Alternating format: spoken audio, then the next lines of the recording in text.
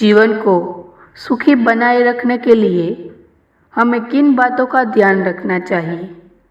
इस संबंध में संत तुकाराम की एक कथा प्रचलित है। इस कथा में बताया गया है कि विरोधियों के साथ हमें कैसा व्यवहार करना चाहिए। नमस्कार दोस्तों, आज हम बात करने वाले हैं संत तुकाराम की एक प्रेरक कथा के बारे में।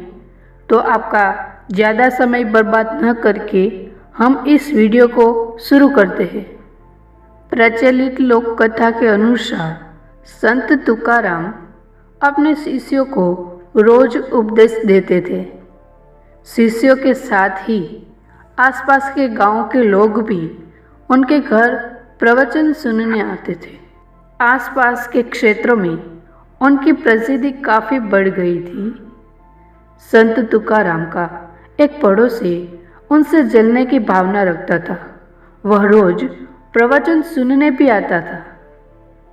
पड़ोसी संत तुकाराम को नीचा दिखाने का मौका खोजता रहता था। एक दिन संत तुकाराम की भैंस उस पड़ोसी के खेत में चली गई और भैंस की वजह से पड़ोसी की बहुत सारी फसल खराब हो गई। इसी से पड़ोसी को बहुत गुस्सा आ गया।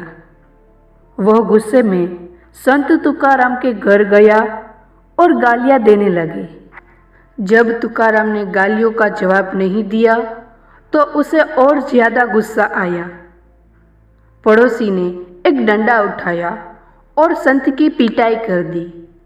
इतना होने के बाद भी तुकाराम चुप रहे। अंत में पड़ोसी थक कर अपने घर चला गया।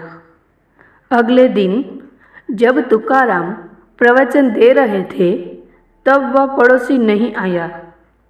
वे तुरंत ही उसके घर गए और भैंस की वजह से हुआ नुकसान की माफ़ी मांगने लगे और प्रवचन में आमंत्रित करने लगे।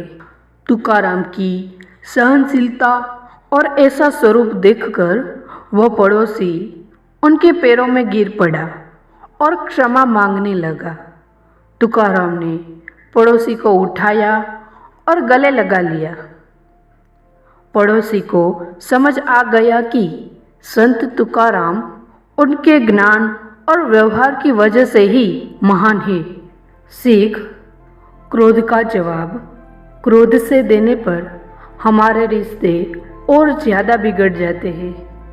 अगर कोई व्यक्ति क्रोधित है तो हमें शांति से काम लेना चाहिए।